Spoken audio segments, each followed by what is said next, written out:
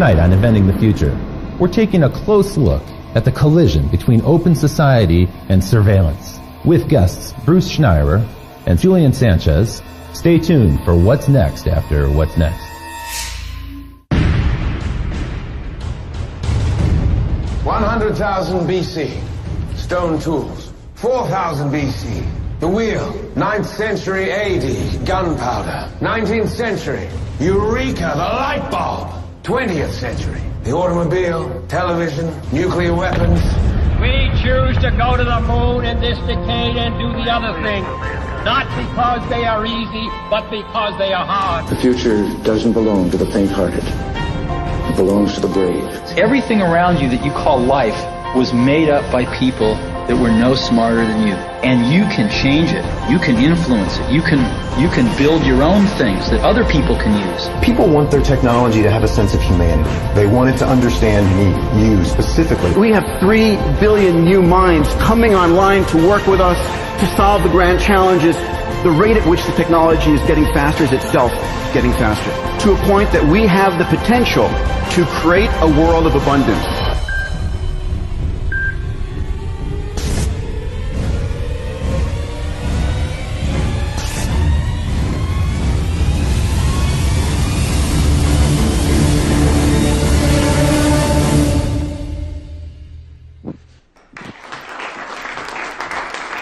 Thank you.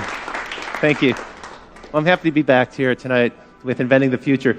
You know, tonight's show is a little bit different than our usual show. Usually I come out and I talk about technologies that get me really excited, things that are coming in the future that I think hold great promise. Tonight it's going to be a rather different perspective, because it turns out that the digital technologies that so delight us and brought us so much abundance in terms of information and new ways to communicate, new ways to share ideas, well, those technologies also have a dark side to them. And we're going to take a look at that tonight. It turns out that these technologies that are in use around us right now, for instance, you're probably familiar with the idea of a hacker who might be going after your password to your social network account, or maybe your credit card information, or something like that.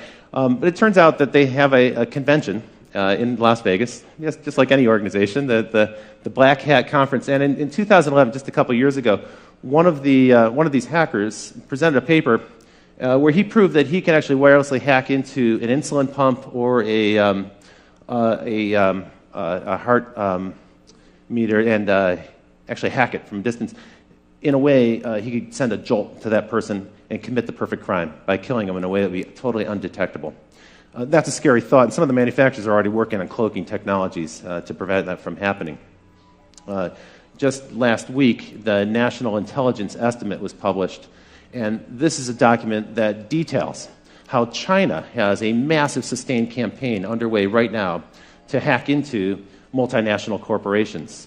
And as it turns out, more than 50 corporations are under almost constant assault in this way. More than 50 corporations per week are hacked into at an average of almost 2 times a week. Their internet defenses are successfully penetrated. So this is a real present threat that's happening. And it's not just the overseas threats that are happening. This technology is starting to pervade our life. It's becoming actually scarily commonplace.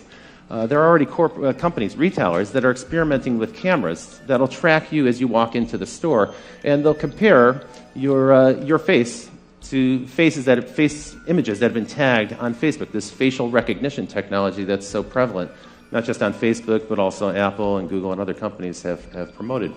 And that's not all. Some companies are starting to use this in a way that I feel is almost unfair, where in a job interview situation, a corporation may demand that you relinquish your Facebook credentials or your Twitter account so that they can get a better understanding of your habits and how you communicate and who you're connected to. And that's a little bit Orwellian, I think. And perhaps most creepy of all, just this last week, Raytheon, a major defense contractor, announced a new program called Riot. It's the Rapid Information Overlay technology. What this allows them to do is assess in massive scale people's behavior in social networks so that they can predict future behavior. And this starts to take on a kind of creepy sci-fi theme. Now, some people feel that privacy's over. Just a decade ago, the CEO of Sun Microsystems, Scott McNealy, said this. He said, "You have zero privacy anyway, so folks, get over it." That's the world that he envisioned. We want to hear from you. We'd like to know what you think about this issue. And you can certainly use the hashtag ITF to let us know. I noticed that some people before the show have already started to send in questions on Facebook.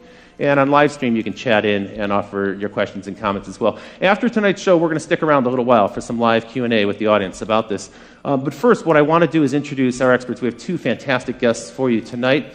And first, let's bring on stage one of the most renowned security experts in the world, Bruce Schneier. Bruce, welcome to the show. Thanks for joining us. So, you are well known as a kind of a pundit about security and the issues that we're going to talk about tonight. And your services are also in high demand with organizations all over the world. What people might not know is that you have a fantastic newsletter they can sign up for. It's where I learn about these issues, and I've been following it for quite a while. And Bruce also recently published this book, Liars and Outliers. Tell me a little bit about this book. Is this on this topic, or? Well, it is in sort of a meta way. What I'm looking at is the notion of why security exists, and I'm looking at trust. And really, if you think about society, we need trust to make it work. I mean, you got this audience here, and I'm looking at them, and not one of them has jumped up and attacked the person sitting next to them. Right? You laugh, but if that was an audience full of chimpanzees, we couldn't get away with it. Right? Humans are the only species that can sit there quietly. And society works because of this.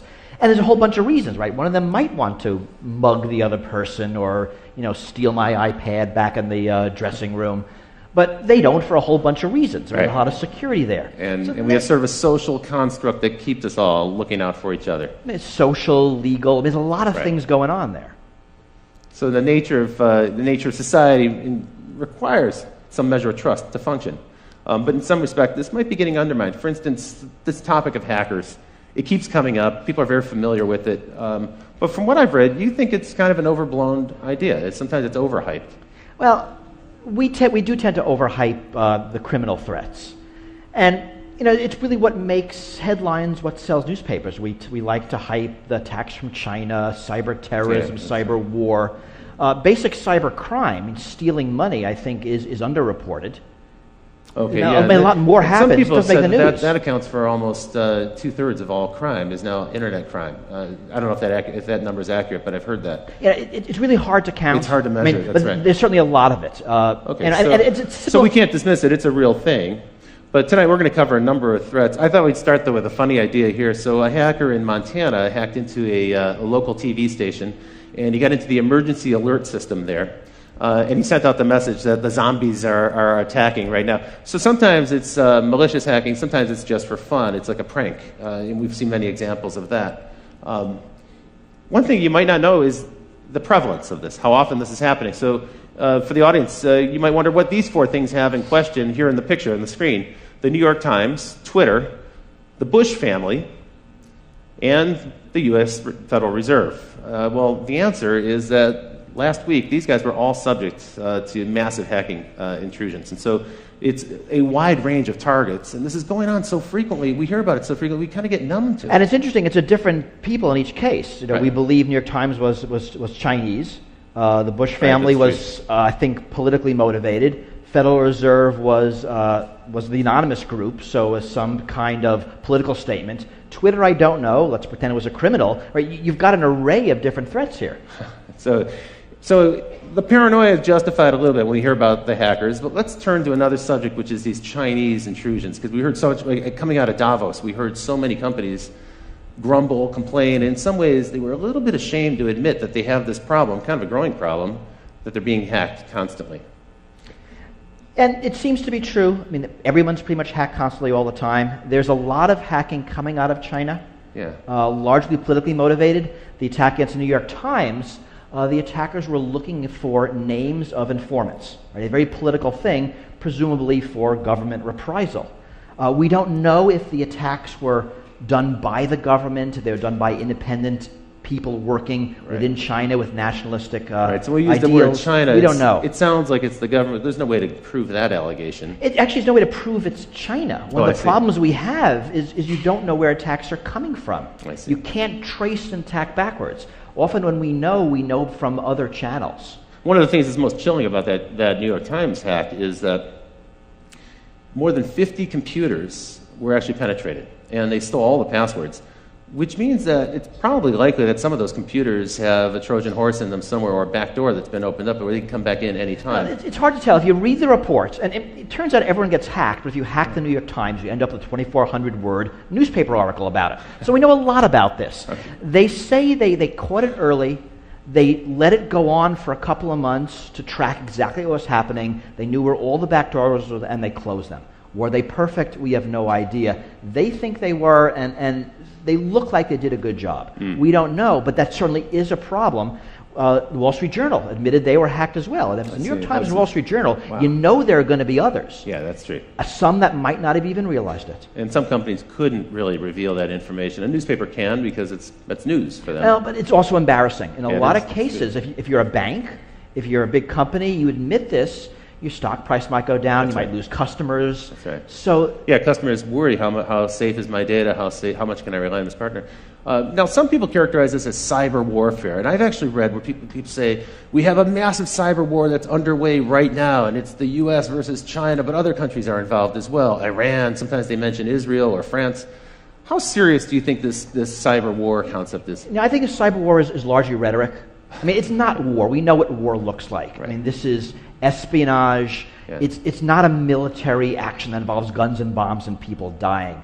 The cyber war rhetoric, I actually think, is largely put in place in the U.S. by government and corporations that are profiting from it.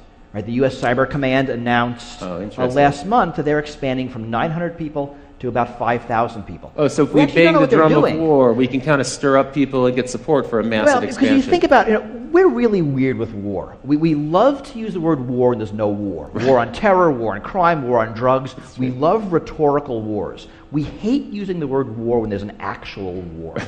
We'll say anything else other than war. That's right. And this is confusing. So metaphorical war is accepted, it's politically acceptable. But what's going on here has kind of aspects of both. So the war on drugs is clearly not a war. Right. These cyber attacks, well, there's some kind of stuff going on that involves militaries. And it involves nations in some respect, and they're spooks, so in a way it is kind of a war, but it's a shadow war. I mean, my fear is that we're in the early years of a cyber war arms race. That there's a lot, and not just China, the U.S. too, NATO, other countries, we're pouring a lot of money into cyber attack, cyber defense. It's a huge growth industry. That's true. And if you think about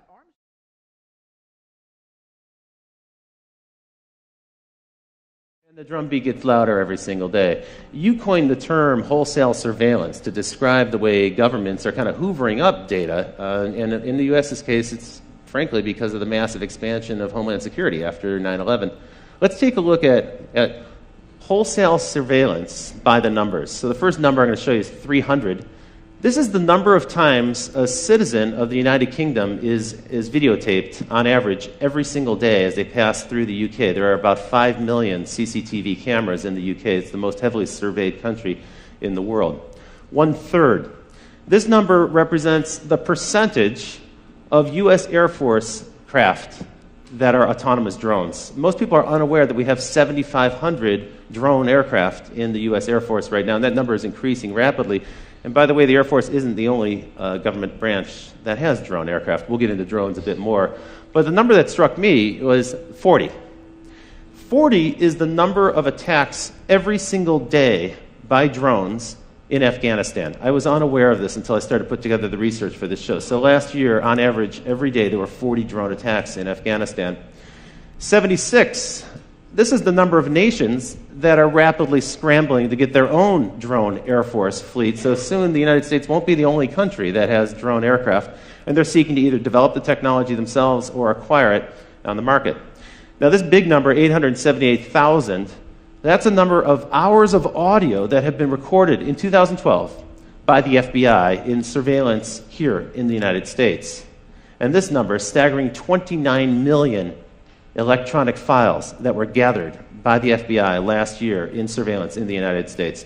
So this is, in some respect, these numbers reflect the massive expansion of electronic surveillance that's happening right now. And to help us talk about this, let me introduce our next guest, who comes to us from Washington, D.C. Folks, it's Julian Sanchez from the Cato Institute.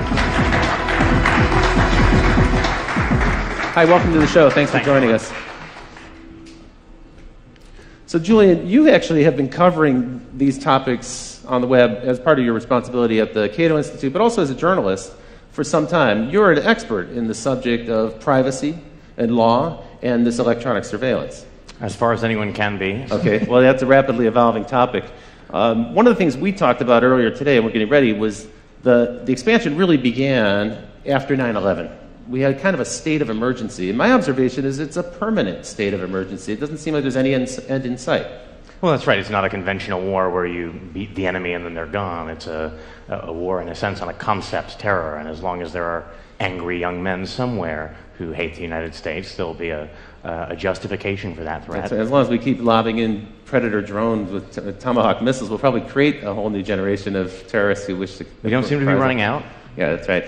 Now, tell me a little bit about Homeland Security, which really it's a relatively new thing, but that's been the locus of this big government expansion. And what they really did was they combined a whole bunch of different government departments together under one mandate. Tell me a little bit about the growth of that and then some of the other organizations. Well, that's one part of it. The DHS gets a lot of attention. They're perhaps the most visible in the form of TSA, the people who are groping you as you get on a plane. It's really, though, I think not the biggest expansion of the surveillance state since 9/11. The problem is that a lot of this stuff happens below the surface. It's hard to get numbers, frankly, about a lot of the activity that's going on. Ron Wyden, senator from Oregon, has been trying to get data from the National Security Agency about how many Americans they've got in their database, and they essentially refuse to provide even an estimate. They say they can't even provide a ballpark guess as to how many Americans are sitting in their database, and that's a database that is enormous because they're actually required them to build a multi-yottabyte data center in Utah to store the products of the 1.7 billion communications they're intercepting every day. A yottabyte, by the way, is about a quadrillion gigabytes. They don't actually have a higher unit than that. Crazy. So one thing that's happening, we talked about this earlier, is that the price of storage has dropped so much that we can now do something that's totally unprecedented, which is store everything. Right. So in the past, if you were going to do surveillance or wiretapping, you had to be kind of selective about it because there wasn't a way to record it easily. But now they can, and they can also do analysis later, after the fact, to find out if there was any evidence of a crime or even a pattern that might suggest illegal behavior. Well, but this fundamentally changes how surveillance works. Yeah. Right? We're used to how we see it on television, follow that car, Yeah. right? That's surveillance. That's right. But now it's follow every car.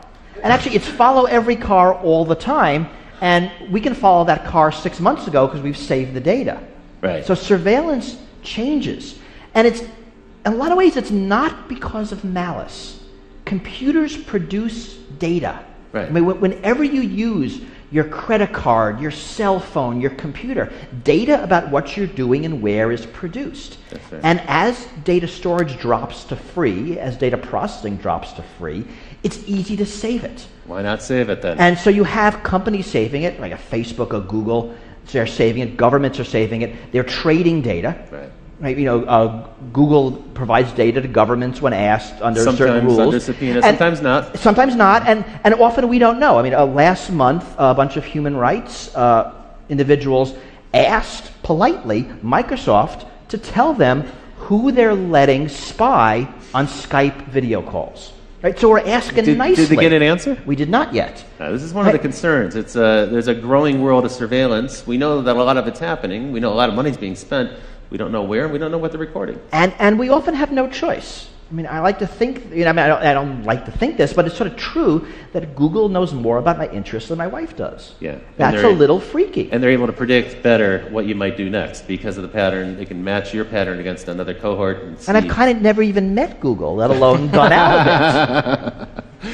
Here's a question from Twitter, and the question is, Minority Report, how long until we can predict when people will commit crimes? So how soon do you see that coming in the future? Well, I mean, what are we asking? How long before we can predict? Probably never. I mean, I don't think those are things we can predict. How long before we're going to start using the ability that we think we can predict? Well, we're doing it today. That's true. That's what the Raytheon Riot program That's what the no-fly list is. That's true. We predict that you are so dangerous that you're not allowed to fly for any reason, yet so innocent we can't arrest you. It's kind of a weird mixed bag of people. So those things are coming, and I think they're going to become more and more. I think as technology gets more dangerous, as the things a bad guy can do increase, I mean, think about bioprinters, Think about homemade. I mean, all the things we're scared of. Homemade nuclear weapons. Some of the topics we've covered on the show. As those things get scarier, the desire to stop someone before the fact. I mean, the only normal crime prevention is after the fact. Right? I'm going to let you murder somebody, the crime's gonna happen, and I'm just going to arrest you after the fact. Right. That only works if I can live with the murder rate. Right. But that's not going to work if you're able to print a pathogen that drops a species. So there will be an incredible push for this before the fact. Preemptive strike. Right. Which is the Minority Report type of future. It's going to be lousy. It's not going to work. But people are going to want it. Arguably, that's what's going on in Yemen today, right? So we now, last week... Signature strikes. Exactly. NBC released this, this purloined document from the attorneys that basically gives Obama a permission slip to go ahead and assassinate American citizens off U.S. soil using a robot in the sky. Okay, so that occurred. What are they actually aiming for? They're not going for people who are in the process of conducting some sort of terrorist incident or building a bomb or something.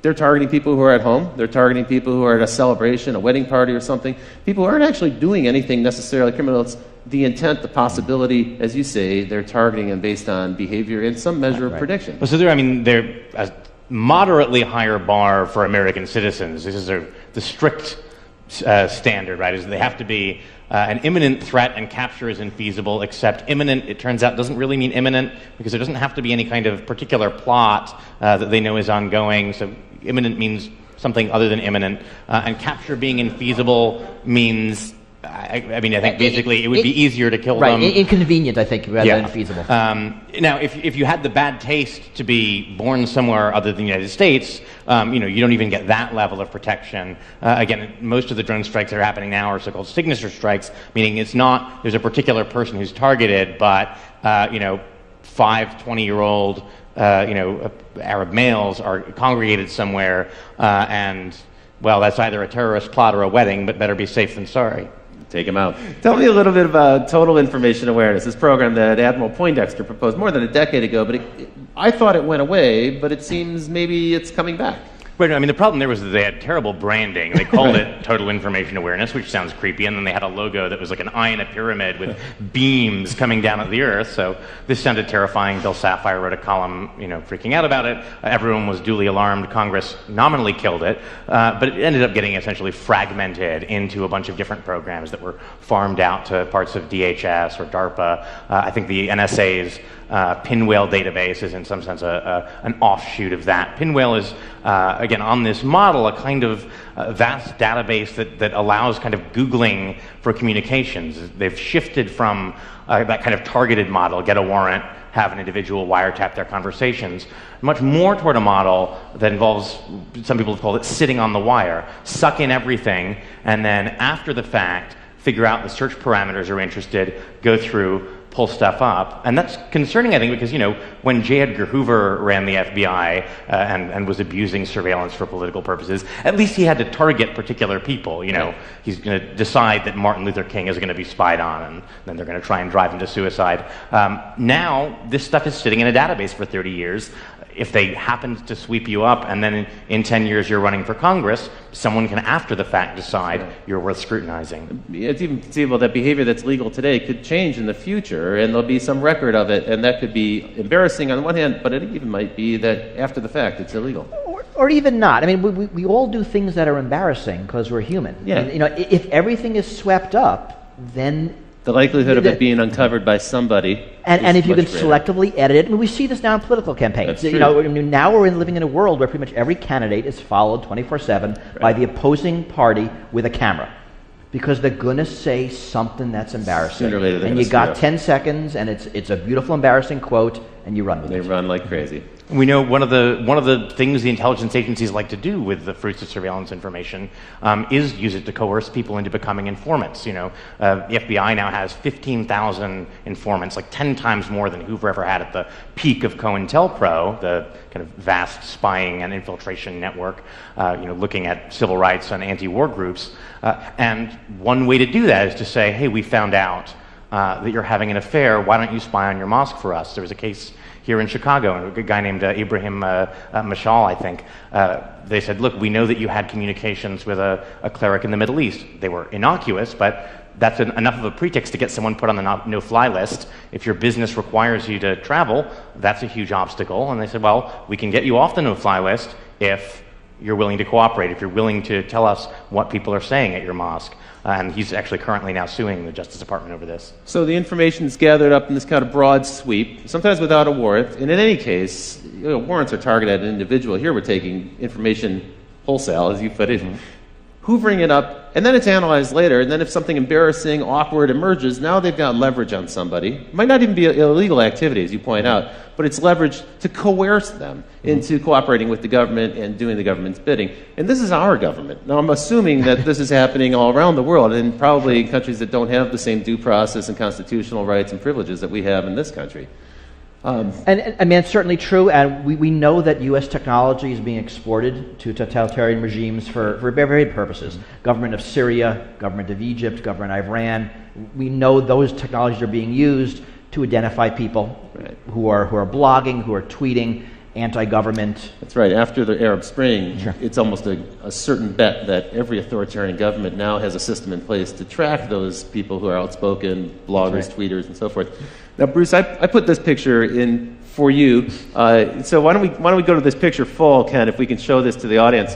It says, premises protected by a false sense of security.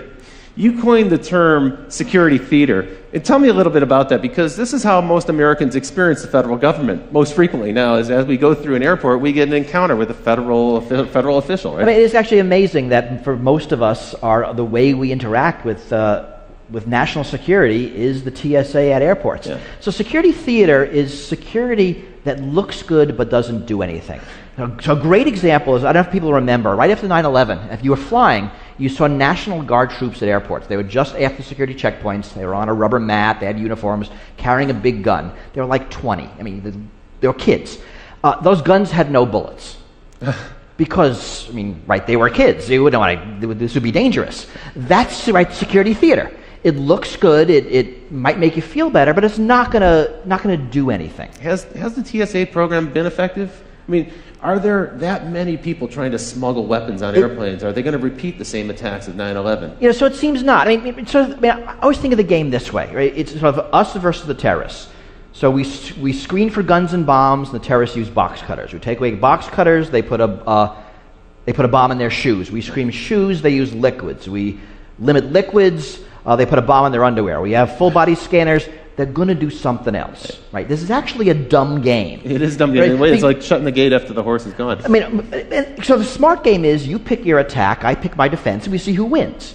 The dumb game is I pick my defense, you look at my defense, you pick your attack to bypass the defense, and right? So it seems that the TSA has largely been irrelevant, and they will talk about their success stories, and it's how many knives they take away, and they found somebody wearing a fake army uniform, and they confiscated a snake. I mean, this stuff is actually on their website, and they're proud of it. They used to show some of the confiscated weapons in the early days, but I think that's tapered off now because most people have learned don't bring a weapon. Or people do forget. I mean, people do bring guns on airplanes because they forget. It is kind of weird. You'd think everyone would know by now.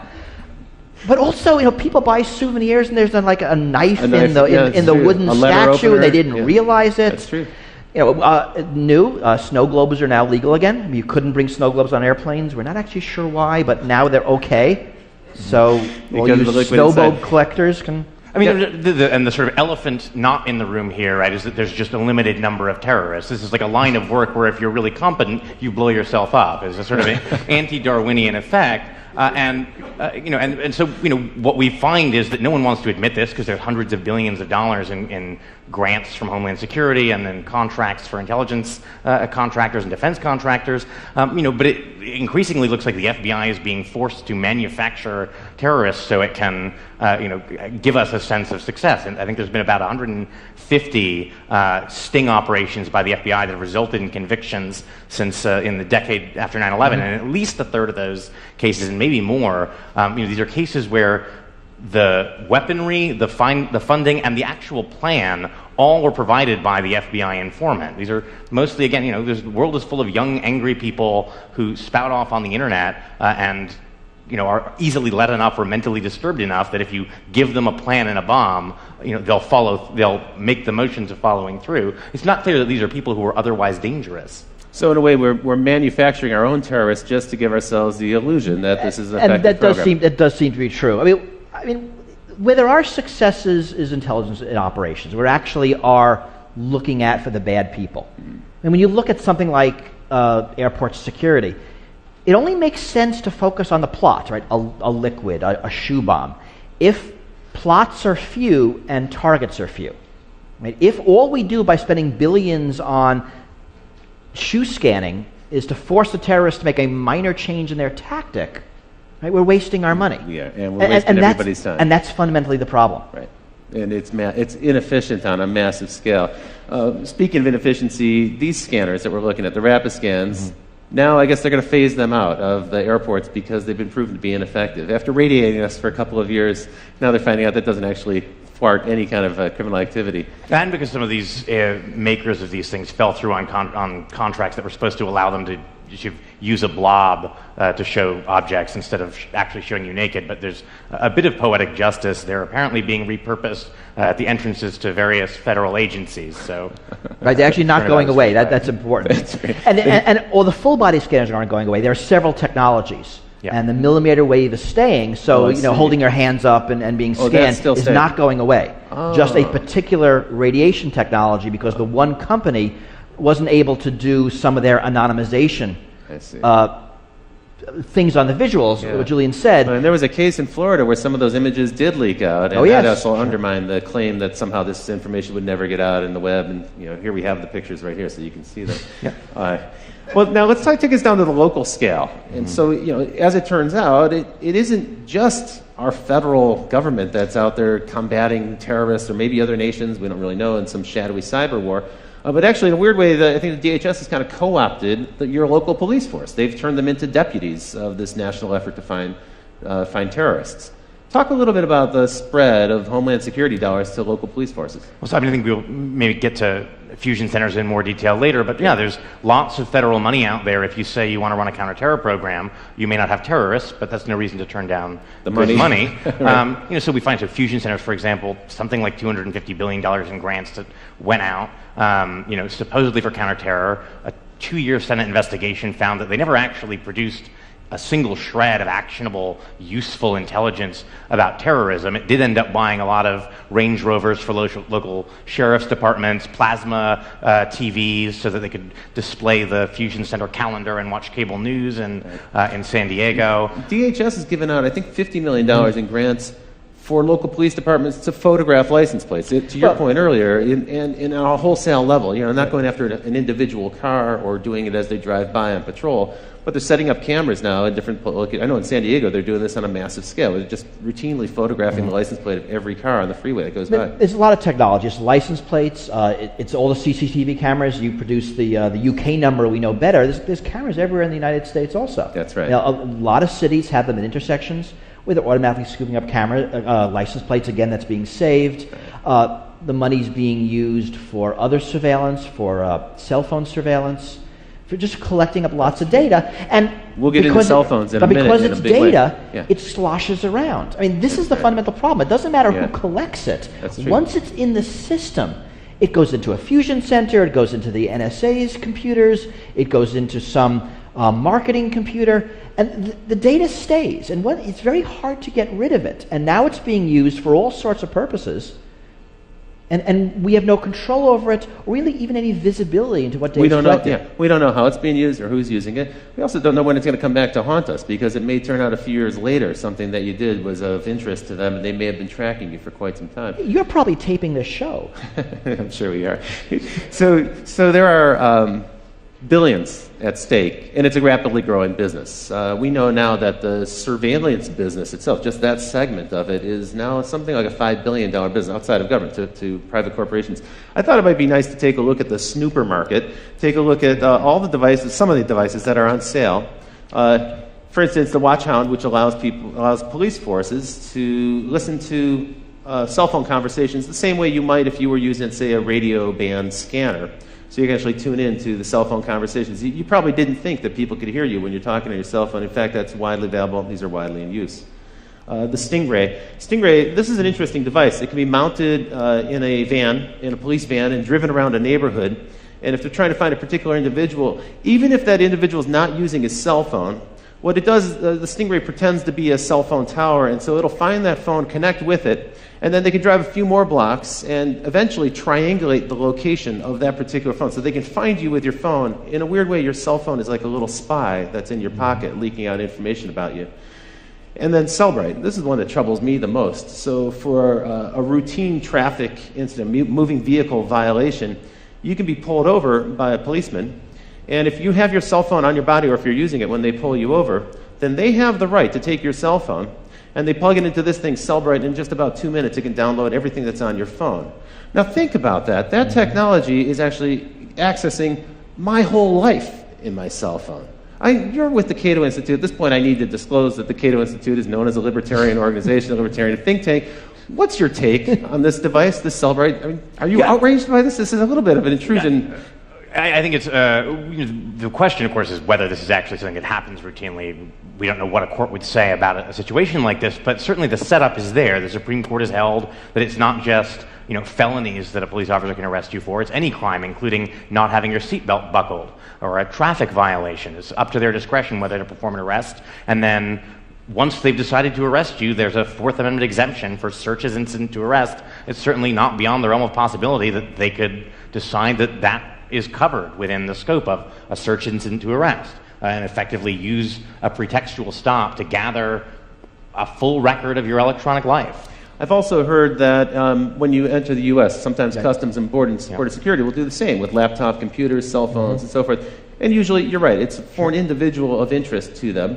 Not necessarily a suspect, but it might be someone we know of, documentary filmmakers and volunteers who work on organizations, even people affiliated with Aaron Swartz. I've been detained in this way and seen their electronics moved down. Well, and the privacy watchdog at DHS actually just issued a finding that suspicionless searches of laptops and other electronic devices basically should be allowed to continue. No reasonable suspicion of any kind is necessary. And they concluded bizarrely that there would be no civil liberties benefit to curtailing these searches at the border. And border search here is sort of a term of art. It's also their view that the sort of constitution-free zone extends for about 100 miles in from the border.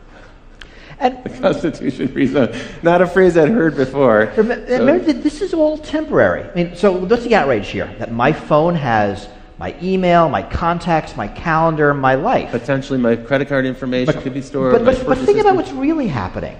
I have a smartphone. It's probably that Google has my email, my calendar, my contacts.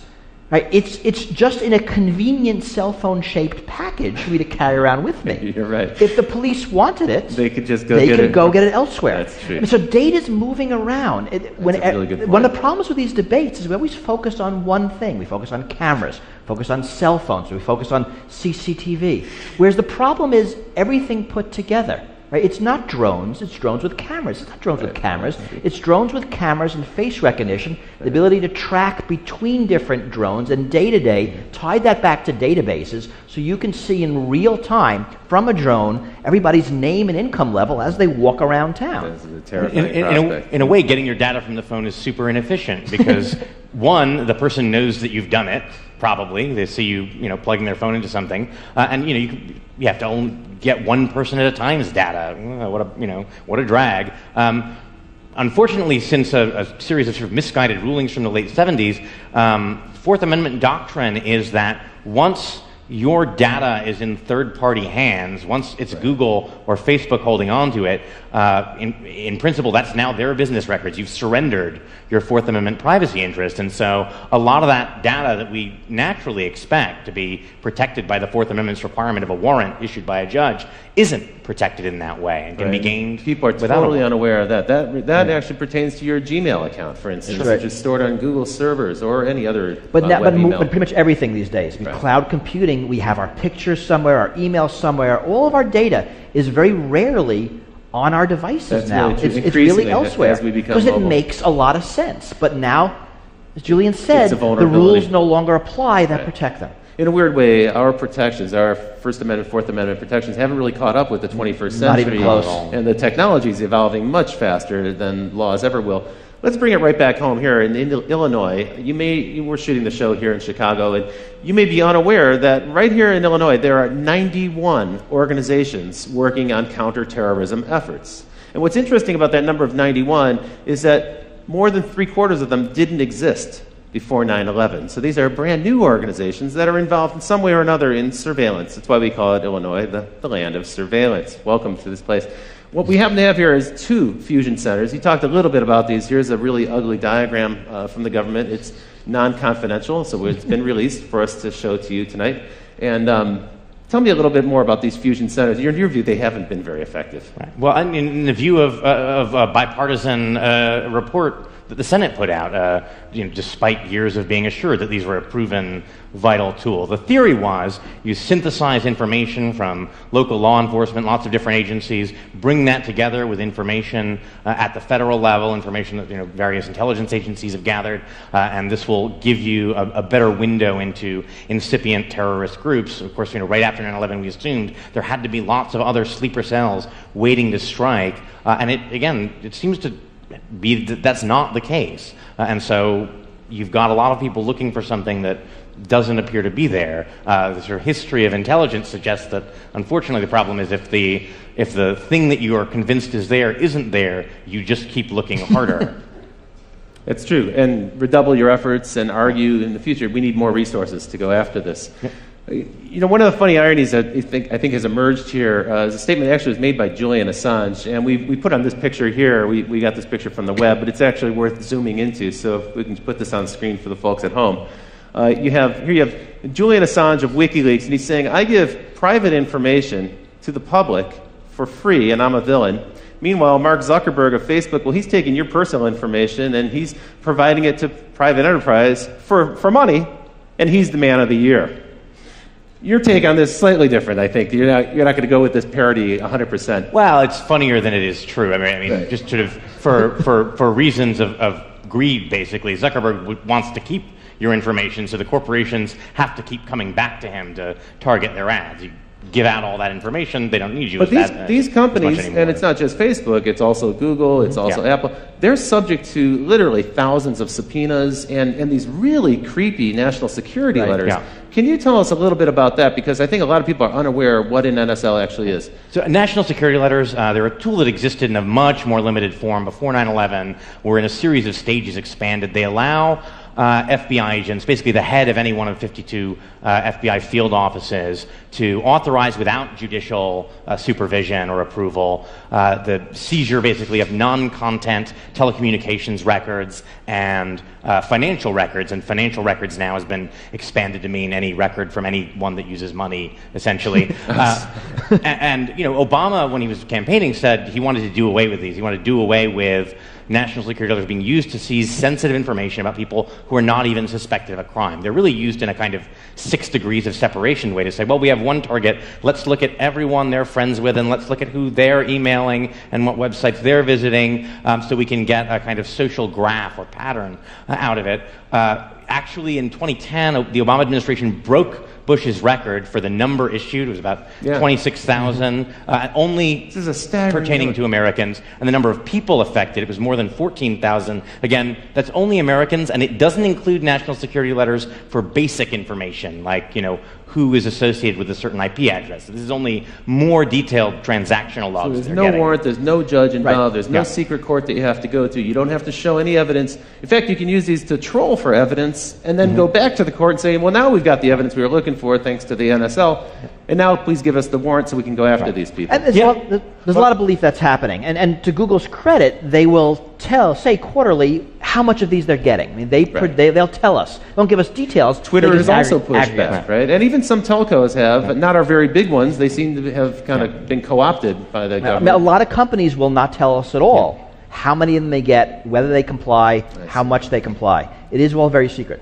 Google and Twitter are rare in sort of volunteering some of this information about how much they get. There's no aggregate reporting as there is with wiretaps that would give us a kind of overall picture of how much these different electronic surveillance tools are used. The telcos normally are not so forthcoming, but Congressman Ed Markey sort of requested the major cell phone carriers to give a tally of how many requests from different kinds of law enforcement agencies they got, added up to about 1.3 million a year. Wow. A lot of that is cell phone tracking. A lot of that is calling patterns. Also, just the compliance with that, think of the number of requests. I'm certain that the person receiving those requests at that volume would just automate the process and not even pay attention. Well, Sprint has done that. They created a back-end called L-Site because they said, we're getting so many requests, we just couldn't deal with them manually anymore. It's like the information smorgasbord. They allow them to just dial straight in. We've heard rumors about that, too, with some of the other social networking sites.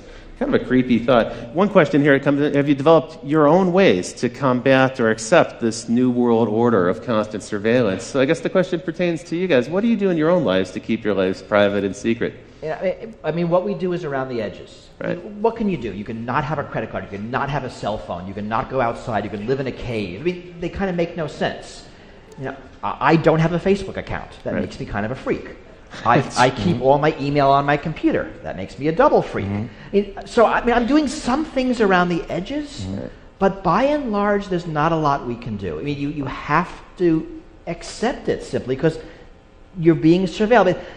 What we learned from the General Petraeus scandal is that even the director of the CIA can't keep email secret. I mean, if he can't do it, I don't stand a chance. You know, that is a very troubling case, isn't it? That Gmail hacking, it's a major intrusion. Not just the fact that it was kind of a comedy of errors with our two generals and they're flirting with this woman in Florida and so forth. That was funny and had a comic element to it. But in fact, this Gmail hacking by the FBI with really no pretext, no evidence of criminality, and they trolled through until they found some evidence of something that they could hold him accountable for. It's bizarre on a couple levels. It nominally started as an investigation into cyber stalking, meaning she'd sent some harassing, Paula Broadwell had sent some harassing emails to a woman who was friends with Petraeus. This is not normally the kind of thing the FBI would involve itself in at all. Having tracked these emails back to Broadwell, because again, you're never private, she had used an anonymous Gmail account, but then logged in from the same IP address to her real Gmail account. Even if you're using stuff like something like Tor, usually the IP address is persistent over time. So if you log into anything that's connected to you within that window, you can be traced back again. They can link those two things. And then having figured out who sent the emails, if that was they decided, I think, ultimately that actually the emails didn't rise to the level of criminal harassment, but having identified who sent them, instead of then confronting Broadwell, they decided to do a fishing expedition through all of her email. And it's not clear what conceivable connection that had to the thing that they were supposed to be investigating. So at that point, the supervisors, when they found no evidence of criminality, they should have called the investigation off, and they didn't. That seems like a real breach. We'll probably hear more about that story. I need to move on. I'm loving the conversation, but we have to get into what's next. So in this show, we like to talk about what's now and what's next, and then what comes next. The next things we're going to talk about are drones, phones, and super cookies. And it gets creepier, folks. So check this out. Predator drone, you're familiar with these. They've been in use since 2001. There's one on display at the National Air and Science Museum, so they're already kind of a part of American history. Massive expansion to that program. But as Bruce mentioned just a minute ago, the scientists from DARPA have been experimenting with different ways to modify these. There's all sorts of new, weird versions of drones that'll be coming out in the near future. One of them is called Argus, and what they've done is they've taken 368 of those cell phone cameras, the 5 or 10 megapixel camera that's on your cell phone today, and they've assembled those into sort of a beach ball shape mounting. And they can put that at the front of one of these drones. And this Argus program then allows that drone to hover over a particular place and record everything that's happening on the ground. Now, the device itself, the drone itself, has literally millions of terabytes of storage on board, but they're also streaming that data out down to the ground. And so in real time, someone who's back in the base station can see an image kind of like this. It's a composite image of all those different eyes in the sky, and they can start to see what's happening on the ground. But what's even more troubling, because of the degree of accuracy in each of those cameras, is that they can zoom in. And they can actually, today, get to a level of detail that allows them to see from 14,000 feet in the air a 6-inch long object. They can also, using gait analysis technology, face recognition, some of the other technologies you mentioned, they can actually start to identify the people on the ground. Today, these technologies are being used in Afghanistan to fight the war there. Tomorrow, those drones will be in the United States. It seems to me a near certainty. More than 358 different law enforcement groups and counterterrorism groups in the United States have asked the FAA for permission to start to fly their own autonomous drone units, and we can expect those to be mounted with similar surveillance technology. This is clearly coming. Now, when we chatted about this, you gave what was a really chilling prediction to me, which is that basically you're like, it's here. It's happening. Yeah, I mean, coming seems like an overstatement. We used drones this week to hunt down that California cop killer who was holed up in his mountain hideout. Right. And they're being used in cities. That's right. I think we have a picture here of well, these are some of the cheap ones that are coming, but here we have the Border Patrol. Right. And they have 10, they have a fleet of 10, and they've asked for 14 more. So you're right, it's already here. It's not really out in the future. I mean, what's coming is, what's coming next, right? They're going to get better at resolution. Right. Be able to read documents, be able to better identify faces. And once you identify faces, you have a lot of good public face databases. I mean, Facebook has a phenomenal database of tagged photos. Thanks to your friends who tagged you, you'll now be identified by the drone in the sky when you leave the house. Even if you're not on Facebook. I mean, it's not like you're their customer. Right? I don't have a Facebook account. There are tagged photos of me on Facebook. They have really a network of my friends there because they'll pull people's address books. So 5 years out, what do you expect to be the case? There'll be drones in every city. There will be. So my expectation is that there will be drones everywhere 24/7. I mean, it's not going to make sense for companies to fly their own drone fleets. There's going to be, Drones Over America, Inc., and they'll have drones everywhere. And like Google Street View, it'll be drone sky view real time, and you just rent time on it. You get what you want. Like a backbone internet provider, you'll just lease capacity on the drone. Because that's surveillance for hire. But that's a smart way to do it. I mean, you have that now with satellites. So if you're a company that, I'm making this up, wants to sell lawn care products, you can get a map, you can overlay it with addresses, so you has crappy lawns, so you now can call them. So it's all the data being collected and overlaid with other data. So we can identify people, we can collect it, mark it with databases, we can integrate it with cell phone data, which, as you mentioned, is location data, and also data about who you're interacting with. And now, whether you're a government or a corporation, you can collect people who aren't your customers, for everybody, a lot of data about them, which allows you to market to them. That's true. And for commercial purposes, there's many good uses, right? Real estate people want to understand where traffic patterns are going. Retailers want to see how much foot traffic and car traffic. There are weird uses, right? I mean, there's a lot being talked about now about personalized billboards, that a billboard will see you walk by. Now they can recognize your gender really quickly, and they can give you an ad that you might like better. Wow. But if they now know you by name, the same ad now follows you around town. That is... And then onto Facebook and onto Google, and it gets really weird. It sounds like science fiction. So for one of the things you're leading up to, you've already foreshadowed a little bit, is the combination of these eyes in the sky, and frankly eyes everywhere. Every building will have cameras on it and so forth. All that information now is going to be networked. Previously, the CCTV cameras weren't networked, but now they're networked. And we can cross-reference that with your location data. So your phone in your pocket, as I said earlier, it's a spy. It's really like little brother is watching you. You're carrying little brother around with you. That's leading us into this wonderful new world of behavior tracking. This is the white-hot center of online advertising at this point. It's the hottest field for online marketing, where we can actually kind of predict patterns of behavior, predict who we can market to next, some of the things you were just alluding to. Tell me a little bit about super cookies. Here we've got a goofy picture of super cookies, but this is actually kind of a creepy new development in browser technology. Well, so the idea is that people have started to catch on. Some of them at least. Right, it's actually not that new. Right. Oh, it's true. You clear out your cookies so you can't be tracked online. Yeah, we're familiar with that. You clear but your it turns out there's a lot of other ways you can do that. There are plugins like Flash that allow separately data to be stored that can be used for tracking purposes. And there's stuff like browser fingerprinting. Your browser sends a lot of information about how your system is configured, and it turns out that very often that's enough to uniquely identify you, the sort of precise combination of different search system history, settings. the websites that you visit. Even things like the fonts on your computer. I mean, computers tend to have fingerprints that uniquely identify them. What we're really learning is, and it's worse on something like a smartphone, that it's really, really hard, probably impossible, to not be tracked. That even if you do all the things right, enough happens around you that the data is being collected. Right. And then, of course, once it's collected, and it's you don't know where it goes. Right. It's the future of advertising.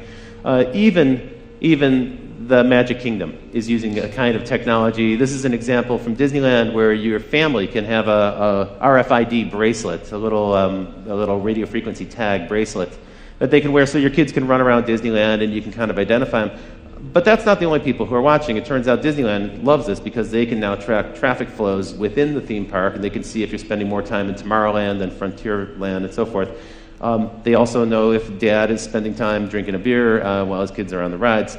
It also means that the different Disney characters can greet you by name because they'll see your name on some device that they're holding and they can actually say hello, which for parents who've taught their kids not to talk to strangers who address them by name, this starts to create kind of a weird situation. And I don't know if not to talk to strangers applies to giant ferrets. That's right. Cinderella. Yeah, right. But not really a stranger. You know, my feeling is that this type of technology seems innocuous. Oh, come on, it's Disney. How bad could it be? I think the problem for this is when you have a 6-year-old kid running around with an RFID tag, what you're really doing is conditioning them to submit to this level of surveillance. And you're just getting them used to the idea that everything they do is going to be tracked. And we see it also in schools. I mean, schools are now getting a lot of these things, and they're often being given to schools. For that reason, it acclimates people. So whether it's face recognition technology or fingerprint technology on buses, this is all being sold as... So biometrics is also a part of it. Schools are very dangerous. There's shootings every day. Your kid has a 1 in 2 chance of dying in a shooting. Whatever our fears are, they're being sold to us to mollify them. And it does get kids used to this sort of a ubiquitous surveillance. That is normal. I mean, this is one of the things that the TSA security theater actually is effective at. I mean, if you think about the opening scenes of that George Clooney movie, Up in the Air, where he's just absolutely seamlessly, almost ballet-like, whipping his laptop out, sliding his shoes off. I mean, it's all this sort of choreographed dance, and it reminds me of this idea that of the French philosopher Michel Foucault talked about, that there's forms of surveillance that create docile bodies. That by being observed, that we are trained to follow the path of least resistance, which is to say, train ourselves to automatically go through the procedures that expose us to the TSA guy with the least amount of hassle. I mean, they do a good job of encouraging this, right? Well, you don't have to go through the naked scanner. You can instead get terribly groped. Well, no, the easier thing to do is submit to the naked scanner. Yeah. And it's a form of training. That's true. I think that's very true. You know, I was a young man. I had the opportunity to live in Berlin, and I spent time in East Berlin and East Germany and elsewhere in the East Bloc. And this was the one thing I took away from that experience, is when you live under constant surveillance and you don't know who's working for the government, they all might be spies, you never really know, people become apathetic and they stop trying. Well, but also, you change. I mean, I remember in the years of 9/11, I'll be talking to a friend on the phone, and we say something because we're talking about security, and one of us says, wow, I hope the NSA isn't listening. We both laugh because it's a funny joke, but the conversation changes. That's true. The fact that you might be observed in all things changes how you act. It makes you less of a free person. I mean, there's probably less crime in East Berlin, but you didn't want to live there. You sure didn't want to live there. One of the sadder things I remember reading in the New York Times reporting on the NYPD's sort of Muslim infiltration program was there was a student union at, I think, Columbia or another New York university where they had posted in the room where the Student Muslim Association met a sign saying, please do not discuss current controversial politics in this room. We don't want trouble. And that doesn't seem like a healthy environment for a free society. Right. Please keep your free thinking at home. Don't bring it here. And unfortunately, you don't know these things till they're gone. Freedoms are hard to value. You only value them when they're missing. When they're gone. That's really true. And more than a decade ago, Phil Zimmerman, the creator of Pretty Good Privacy, he said he likened personal privacy to the environment. He says there's going to be a time where it becomes kind of a privilege for a certain group of people who can afford to have access to it. Okay, so that's pretty scary and pretty depressing. I don't want to end on a dark note like that. I guess the question is, what can we do? What are some of the things we can do? Now, we had some encouraging news, perhaps. The mayor of Seattle recently decreed that there will be no drone surveillance in the city of Seattle. Perhaps that'll start to roll out on a local level. More cities might follow. Some people are starting to hack together their own way to avoid police surveillance. Here's a kind of homemade version of a license plate scanner avoider. And when it comes to face recognition and face tagging, there's an artist in the UK who created a series of makeups that you can purchase. And if you put these makeups on, they look a little funny, but what you can see in the picture here is it makes it difficult for a computer to recognize your face as a face because it actually distorts the image for the computer. Who knows, maybe in the future you'll see people walking around with that or some kind of tattoo. That artist is Adam Harvey. He's actually introduced a fashion line, which we have here, and we'll show a little bit later on. Marley's got a few of them over there. Here are a couple examples of these. It's a little fanciful, maybe a little hypothetical at this point, but these are garments designed to help you protect yourself from surveillance cameras, from thermal scanners, and from surveillance cameras. And you can see they might even have a chance of bringing the burqa back into style here in the Western world. One thing actually that they sent out I thought was probably had some use to it, which is this bag. It's a little case for your cell phone, and when your cell phone is inside of it, it doesn't emit any signal. No signal can get in. Nobody can track it. Well, of course, nobody can call you either. That's so true. It's like, you could just turn off your cell phone and save $100. Tell me a little bit about this act. So this is an act that was proposed by Rand Paul of Texas, right? This is the Preserving Freedom from Unwarranted Surveillance Act. It's a big title, but actually kind of a neat principle. Yeah, I mean, the only possible member of Congress who I could ever say might go a little further than I actually would is Rand Paul. The idea here was to require a warrant, a full-blown Fourth Amendment probable cause warrant, anytime law enforcement or intelligence wants records about you from a third party like Google or Facebook. Not just the contents of communications. Federal law sometimes allows those to be gotten without a search warrant, although courts are increasingly saying the Fourth Amendment requires it. He wanted to say all records, your IP logs, your basic subscriber information, everything would require a full-blown warrant. That seems like a little much. I mean, they need something that they can get first so they can build the evidence they need to go to a judge for a warrant. But it's actually a very hard question where to draw those lines. What is sensitive information? Because even something like an IP address or email headers can reveal stuff about your political associations, which the Supreme Court has said is protected under certain circumstances. You can't force a controversial political organization like the NAACP to reveal who their members are to the government. That's a pretty tall order. But unfortunately, right, this bill died in committee, right? I mean, the bill and all of the technologies you talked about, if you think about it, they're really around the edges. When you think about what we can do, the unfortunate answer is kind of not much. And these things are happening. There's a drone lobby. There's now a big surveillance technology lobby. I think what we can do is what we're doing here. We need to talk about the issues. We need to make people aware of them, and we need to agitate. I mean, this is going to require real social and political change.